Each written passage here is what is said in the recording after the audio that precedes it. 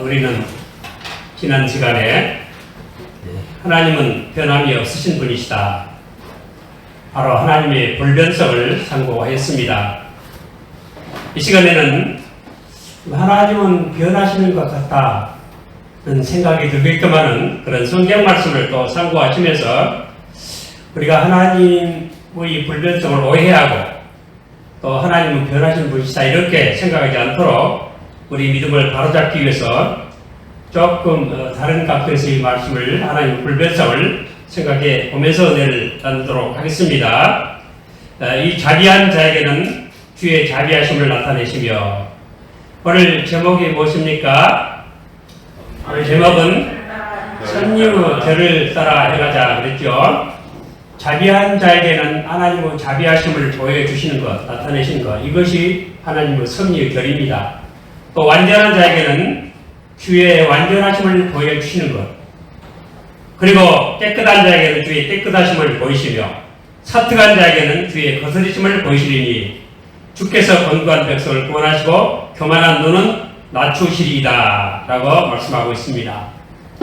하나님은 똑같은 변함이 없는 하나님이신데 어떤 사람에게는 자비로, 어떤 사람에게는 완전하심으로, 어떤 사람은 깨끗하심으로, 어떤 사람에게는 거스림을 보이십니다. 바로 이것이 하나님의 선유결인 것입니다. 시계의 발로 돌아갈 때 아무렇게나 돌아가는 것이 아니고 일정한 궤도를 따라 돌아갑니다. 하늘의 태양도 자기 궤도를 따라 돌아갑니다. 비행기도 아무렇게나 가는 것이 아니고 항공로를 따라서 가는 것입니다. 바다의 여객선도 그냥 가는 게 아닙니다. 잘못 가다가는 바위 속에, 바다 속에 들어있는 바위에 부딪힐 수도 있습니다. 그래서 이 회로를 따라가는 것입니다. 잘 아는 바, 날마다 타고 다니는 지하철, 또 열차, 이런 모든 것도 회로를 따라서 달려가고 있습니다. 우리 인생도 하나님의 선유궤를 따라가지 않는다면 우리 인생도 마침내 불행을 당할 수밖에 없게 될 것입니다. 그래서 율법이 없는 곳에는 자유가 없다, 그런 말이 있습니다. 정말 궤도가 없이 자유가 없다. 우리 KTX가 아무리 빨리 달려도 궤도를 따라 다니기 때문에 그것이 가능하지, 궤도가 없다면 그렇게 빨리 달릴 수가 없을 것입니다. 하나님의 율법이라고 하는 것은 바로 하나님의 섭리의 지침, 하나님의 섭리의 궤적을 의미하는 것입니다. 그렇기 때문에 율법 얘기한다고 또 율법주의라고 오해하지 마시고요.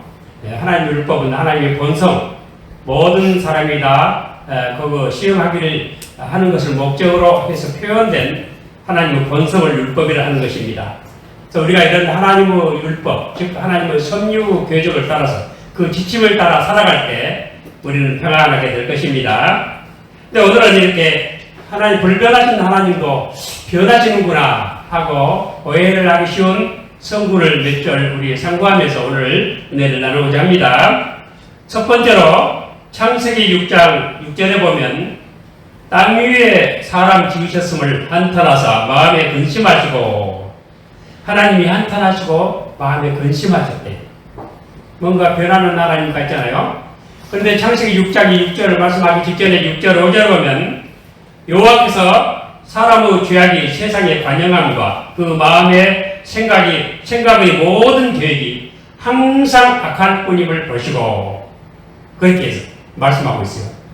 모든 이 세상의 인생의 죄악이 꽉 관영했어요. 더 이상 찰 수 없을 정도로 가득 찼어요. 그리고 사람의 마음의 생각의 계획이, 모든 계획이 철저하게 전체 계획이 항상 악해요. 그래서 하나님이 한탄하시고 이 땅 위에 사람 지심을 후회하셨다, 이렇게 표현을 하고 있습니다. 우리가 성경을 처음 열어보면 창세기 3장에서 선악과를 먹고 타락을 하죠. 이 타락한 죄가 얼마나 급속히 퍼지는지, 코로나가 퍼지는 것이 문제가 아니에요. 4장에 가서 두 건의 살인사건이 나옵니다. 가인이 아벨을 죽였고요, 또 라멕이 소녀를 죽입니다. 무서운 죄가 금방 이렇게 따라오지요. 선악과 먹은 그 죄의 후유증이 바로 나타납니다. 그리고 5장에는 족보가 나옵니다. 이 족보, 성경 족보는 이 세 가지 세 가지 이유를 가지고 있다는 족보가 기록된 것은 첫째는 계시 역사적 사실에 대한 객관적인 사실을 증거하고 있습니다. 그리고 이 족보는 예수 그리스도의 통로를 의미합니다. 그리고 세 번째는 족보가 나타나면 그 내용이 바뀌어져요. 성경 계시 내용이 계시가 다른 장으로 넘어갑니다. 또 새로운 시대를 예고하고 있다. 성경에 나온 족보의 이 세 가지 의미는 그런 거예요. 근데 이 4장의 두 건은 3장에서 타락을 하고 4장에서 두 건은 살인사건이 생기고 5장에는 족보가 나온 다음에 바로 6장에 이어서 6장이 그 역사의 계속이죠. 6장에서 이렇게 사람의 죄악이 세상에 관영했다. 관영, 세상에 죄가 꽉 차서 더 이상 더 들어갈 자리가 없다. 그런 뜻이고. 그리고 사람의 생각, 마음의 생각은 모든 계획이 항상 아가라. 전적 타락이, 전적 부패, total inability, total depravity, 전적 무능, 전적 부패의 상태에 떨어졌다. 이것이 하나님이 사람을 지으신 목적이 아니에요. 그래서 하나님께서 한탄하시고 근심하셨다 말씀을 하십니다. 또 이렇게 하나님이 의뢰하시고 이렇게 걱정하신 내용들이 사무엘상 15장 11절에도 나옵니다. 내가 사울을 세워 왕 삼은 것을 후회하노니 그가 돌이켜서 나를 죽지 아니하며 내 명령을 이루지 아니하였음이니라 하시니라. 사무엘이 근심하여 온 밤을 여호와께 부르짖으니라 말씀하십니다. 이건 무슨 내용이냐면 이스라엘 백성들이 출애굽에서 광야를 이렇게 통과할 때 아말렉 사람들이 이스라엘 후미를 침공을 해요.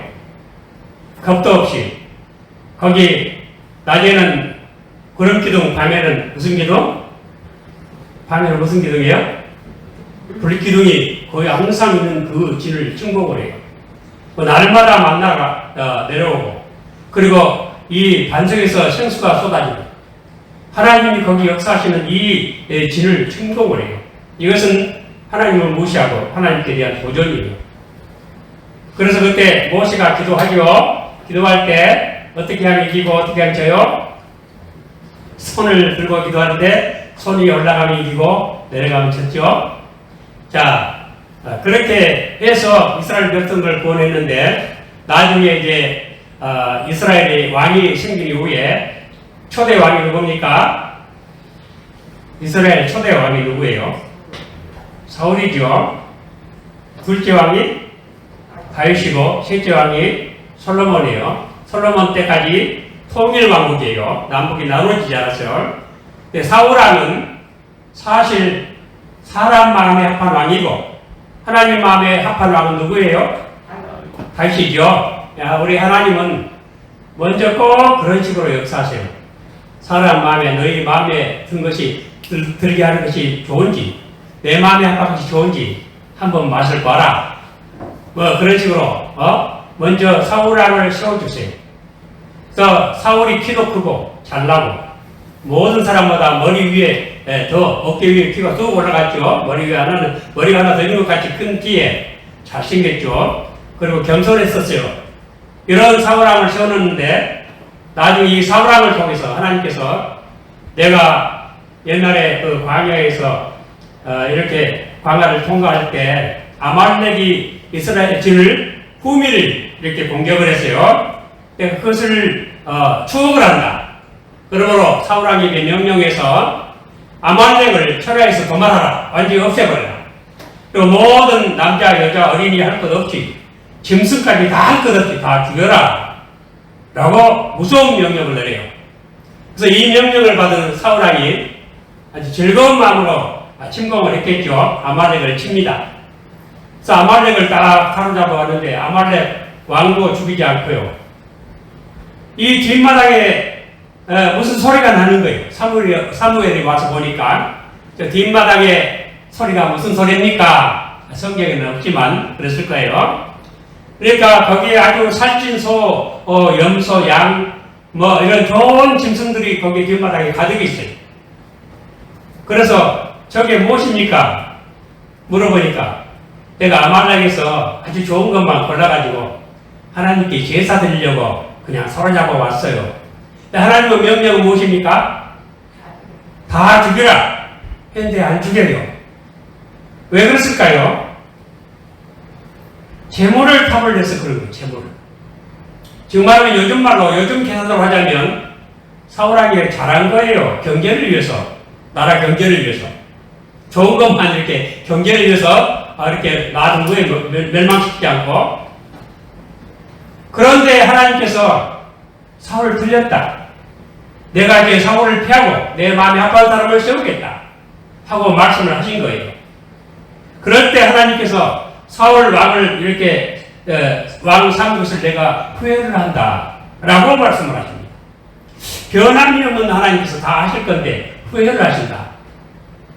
이것은 우리 사람들 알아들으라고 하신 말씀이고 하나님께서는 원래 다 그런 계획을 가지고 계신 거죠. 사람 먼저 한번 너희 힘으로 한번 해봐라. 그런 식으로 모든 구속사가 다 되어 있어요. 이스라엘 백성들도 아브라함 후손들이 가나안 땅 차지하고 잘 살게 할 수 있었지만은 애굽에 가서 노예 생활 한번 해봐라. 너희들 힘으로 사는 것이 어떤 것인가를 한번 맛을 보고 체험을 해보고 나를 믿는 것이 얼마나 좋은 것인지를 깨달아 알라. 이런 섭리예요. 그래서 이를 사울왕을 이렇게 세우셨는데 사울왕이 하는 짓이 그래요. 그러니까 하나님의 명령보다 재물을 더 앞세웠다. 재물을 더 소중하게 여겼다. 하나님의 거룩한 의의 말씀보다도 경계를 더 앞세웠다. 그건 내 마음에 합하지 않는다. 이거예요. 참으로 두렵죠? 그래서 후회한다 하고 사울을 방에서 이렇게 폐하시기로 작정하시고 마침내 사울은 비참하게 죽고 맙니다. 이런 것을 볼 때 하나님은 후회하신다.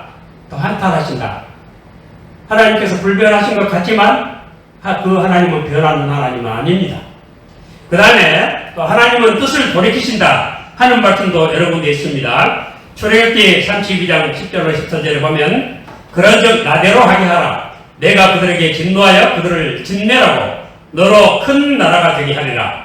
모세가 그 하나님 여호와께 구하여 가로되 여호와여 어찌하여 그 큰 권능과 강한 손으로 애굽 땅에서 인도하여 내신 주의 백성에게 진노하시나이까. 어찌하여 애굽 사람으로 이르기를 여호와가 화를 내려 그 백성을 산에서 죽이고 지면에서 진멸하려고 인도하여 내었다 하게 하려 하시나이까. 주의 맹렬한 노를 그치시고 뜻을 돌이키사 주의 백성에게 이 화를 내리지 마옵소서. 주의 종 아브라함과 이삭과 이스라엘을 기억하소서. 주께서 주를 가리켜 그들에게 맹세하여 이르시기를 내가 너희 자손을 하늘의 별처럼 많게 하고 나의 허락한 이 온 땅을 너희 자손에게 주어 영영한 기업이 되게 하리라 하셨나이다. 여호와께서 뜻을 돌이키사 말씀하신 화를 그 백성에게 내리지 아니하시니라 라고 이렇게 있습니다. 여러분 이게 무슨 말씀입니까? 모세가 시내산에 올라가서 십계명을 받아왔습니다. 근데 며칠 걸렸어요? 십계명을 받아올 때 40일 걸려가지고 40일 동안 음식을 먹었어요? 안 먹었어요? 안 먹었어요. 물은 완전 단식을 했어요. 그러니까 목숨을 걸고 받아온 거예요. 근데 그 사이를 못 참고 모세가 이 산에 올라간 모세는 어떻게 된지 모르겠다 하고 뭘 만들었죠? 금송아지를 만들어 놓고 그 앞에서 뿌닥거리를 하면서 이방인들의 그게 예배 형식이에요. 그러면서 금송아지를 숭배하면서 이 금송아지가 바로 여호와다 하고 우상 숭배를 하게 됐어요. 그래서 하나님께서 진노하셔서 이스라엘 백성을 다 죽이고 내가 너로 하여금 모세 너를 통해서 민족을 이루겠다 말씀하세요. 그러니까 모세가 하나님께 기도합니다. 하나님 그렇게 하면요 세상 사람들이 뭐라고 하겠어요? 하나님이 이스라엘 백성을 광야에서 인도한 능력이 없어갖고 다 죽였다 그럴 거 아닙니까? 응? 이렇게 합리적인 기도를 하니까 하나님께서 뜻을 돌이키셨다. 그래서 그 재앙을 내리지 아니하셨다고 말씀을 하고 있습니다. 여러분 이렇게 우리 하나님은 뜻을 돌이키시는 하나님이십니다. 그 뜻을 돌이키신다고 하는 것도 이미 하나님께는 다 계획적으로 하신 일이에요. 그 다음에 요에서 2장 13절에 보면 너희는 옷을 찢지 말고 마음을 찢고 너희 하나님 여호와께로 돌아올지어다. 그는 은혜로우시며 자비로우시며 노하기를 더디하시며 은혜가 크시사 뜻을 돌이켜 재앙을 내리지 아니하시나니 라고 말씀하고 있습니다. 이 요엘서는 그 메뚜기 재앙, 메뚜기 팥종이 메뚜기, 늑, 황충이 다 먹을 것이다 하는 무서운 메뚜기 재앙이 예언되고 있죠. 근데 이게 왜 그러냐면 이스라엘 유대 남왕국 유대 왕 제 8대 왕이 아하스예요. 8대 왕이 요아스죠. 근데 이가 누구냐면은 7대 왕, 이 7대 왕이라고 취할지 모르겠습니다만은 7대 왕이 북왕조 아합의 딸 아달랴예요. 자기 아들 아하스가 북왕조에 갔다가 자기 처갓집에 갔다가 거기서 암살을 당해요. 그러자 그러면 이 소식을 듣고는 이 아달랴가 일어나서 왕자를 다 죽여. 근데 공주 한 사람이 그 왕자 요아스를 빼돌려요. 어린 애기를 빼돌려요. 그래가지고 자기 집에서 길러요. 그 남편이 여호야다라는 대제사장이에요. 거기서 길러가지고 나이가 7살이 됐을 때 드디어 이 왕을 세워서 제 8대 왕이 됩니다. 요아스가. 그리고 아달랴를 죽였죠. 근데 이 8대 왕 아하스가 여호야다가 살아있는 동안에는 하나님 잘 섬겨요. 여호야다가 130세까지 살았죠.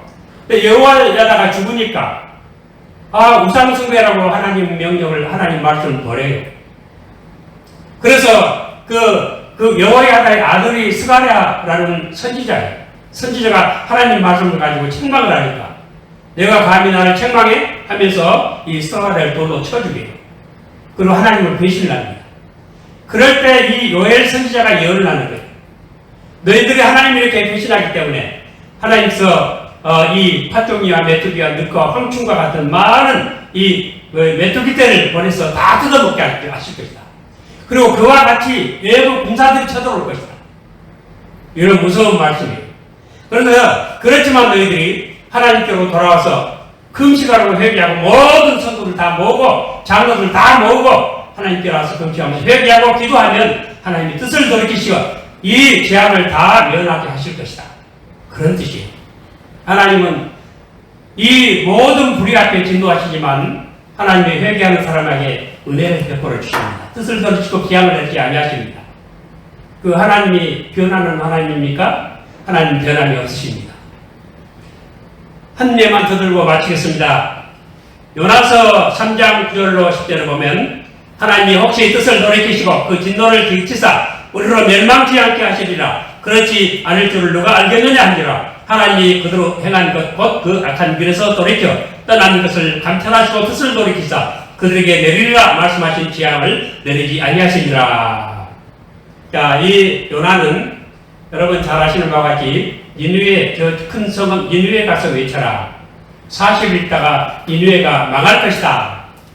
근데 니느웨가 무엇입니까? 항상 자기들 쳐들어오는 아수르 나라의 수도 아니에요? 그러니까 이 요나 생각에 아수르가 망했으면 딱 좋겠어요. 아수르가 하나님 앞에 벌받아 망하면 쌤통이다, 잘됐다 그럴 것인데 하나님이 그냥 그래서 도망가죠. 도망가는 이 요나가 마침내 바다에 던져주고 큰 물고기 뱃속에 들어가서 이 회귀하죠. 그래서 다시 토해 놓죠. 그래서 니느웨 가서 전도를 합니다. 근데 니느웨가 3일길인데 하루만 해요. 정말이면 불성실한 전도를 하는 거예요. 근데 니느웨 백성들이 왕으로부터 이 소식을 듣고 요나의 말을 듣고 성실하게 회개를 합니다. 성실하게 회개할 때 그 왕이 하는 말이에요. 하나님이 혹시 뜻을 돌이키시고 그 진노를 그치사 우리로 멸망치 않게 하시리라. 그렇지 않을 줄 누가 알겠느냐 아니라 하나님이 그대로 행한 것 곧 그 악한 길에서 돌이켜 떠난 것을 감찰하시고 뜻을 돌이키사 그들에게 내리라 말씀하신 재앙을 내리지 아니하시니라. 이 뜻을 돌이키세요. 이 뜻을 돌이키신 하나님을 변하는 하나님이라고 할 수 있을까요? 그래서 요나서 4장 2절에 이렇게 말합니다. 여호와께 기도하여 가로되 이것은 이제 요나의 기도입니다. 여호와여 내가 거국에 있을 때 이러하겠다고 말씀하지 아니하셨나이까 하였나이까. 그러므로 내가 빨리 다시스로 도망하여 싸우니 주께서는 은혜로우시며 자비로우시며 노하기를 더디하시며 이내가 크시사 뜻을 돌이켜 재앙을 내리지 아니하시는 하나님이신 줄 내가 알았음이니이다. 바로 그래서 도망쳤습니다. 그 말이에요. 내가 왜 옆바로 내려가서 다시스 가는 배 타고 도망친 줄 아세요? 저 니느웨에 가서 전도하라고 할 때 내가 전도하면요 그 사람들 회개하면 하나님 뜻을 돌이키시고 재앙 안 내리시려고 그러지요. 구원이 목적이죠. 이 하나님의 재앙을 선포하는 것은 심판 목적이 아니고 그 구원이 목적이죠. 내가 그걸 다 알아요.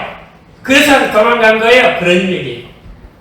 그랬을 때 하나님께서 아주 재미있게 설득을 하셨죠. 박넝쿨을 벌레로 시켜 하셔서 박넝쿨 죽으니까 연하가 그 더운데 박넝쿨 그늘에 시원하게 있다가 죽으니까 짜증을 내죠. 그래 하나님 내가 박넝쿨을 내가 그렇게 아끼는데 이 많은 사람들 12만 명이나 되는 사람들 죽이는 것이 옳으냐?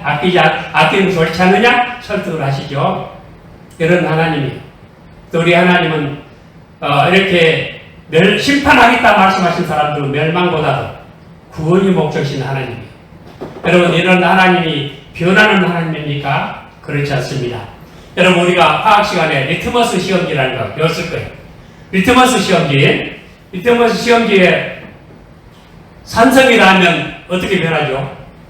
빨갛게 변하고 똑같은 리트머스 시험지인데 염기, 소금기가 나면 파랗게 된다고 그러죠? 그러면 리트머스 시험지가 빨갛게 되고 파랗게 된다고 리트머스 시험지가 변한다고 할 수 있을까요? 그렇지 않아요.